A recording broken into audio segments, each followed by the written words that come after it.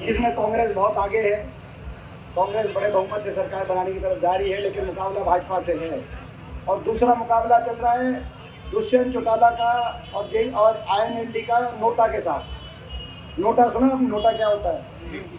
आप देखो लोकसभा चुनाव में किसकी कितनी वोट आई है।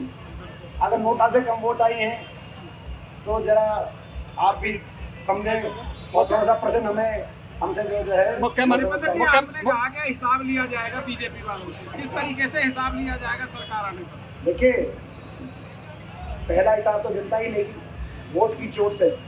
और दूसरा ये जो रिकॉर्ड घोटाले, 30 से ज़्यादा घोटाले, खनन घोटाला, शराब घोटाला, रजिस्ट्री घोटाला, फरीदाबाद निगम में 200 करोड़ का घोटाला, असंख्य ऐसे जो घोटाले हुए हैं, इन घोटालों की जांच भी कराएंगे जब कांग्रेस पार्टी की सरकार आएगी।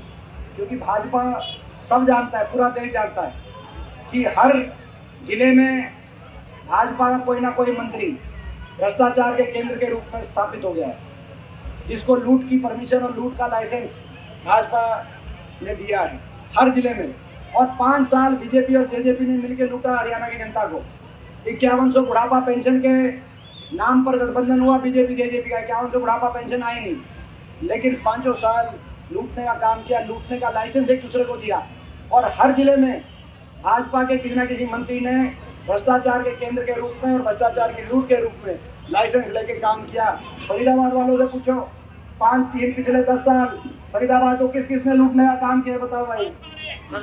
हाँ बताओ दीपेंद्र जी, आज तो ये स्थिति है। मुख्यमंत्री नायब सिंह सैनी की तरफ से आज ऐलान किया गया है कि हरियाणा पहला ऐसा राज्य है जहां सबसे ज्यादा फसलों को MSP पर खरीदा जाएगा। 24 पर, पहले 14 पे थे, अब 24 होगी, 10 फसल और बढ़ा दी गई है। आप एक बात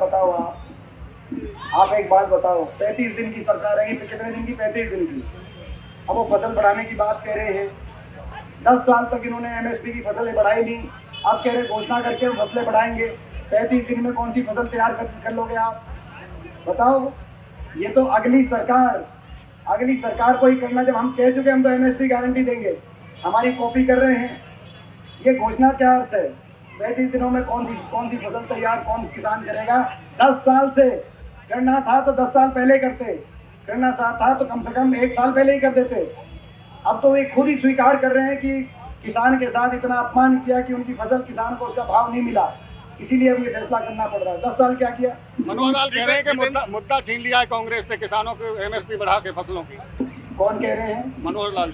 भाई, मैं मनोहर लाल जी के बारे में यही कहना चाहता हूँ, भाजपा ने उनसे जो है मुख्यमंत्री का पद ही छीन लिया। तो क्यों छीना? कौन सा मुद्दा छीना कांग्रेस से भाजपा ने?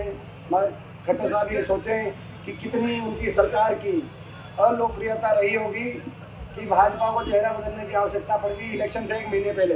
कांग्रेस एक भ्रामक प्रचार कर रही है, हिसाब मांगो। हम हिसाब गांव-गांव के अंदर जाकर के देंगे, हर पंचायत के अंदर हिसाब देंगे, वो भी दें। मैंने 11 क्वेश्चन किए हैं, वो 11 का उत्तर दे, फिर मैं आगे और क्वेश्चन पूछूंगा। अग्निवीर को लेकर आप लोगों को या तमाम युवकों को समझाने नहीं समझ रहे हैं, विपक्ष नहीं समझ रहा, कांग्रेस के समझ में नहीं आ रही है। और वो अब 2024 का जो चुनाव है, इसके बाद इनके भी समझ में आ जाएगी।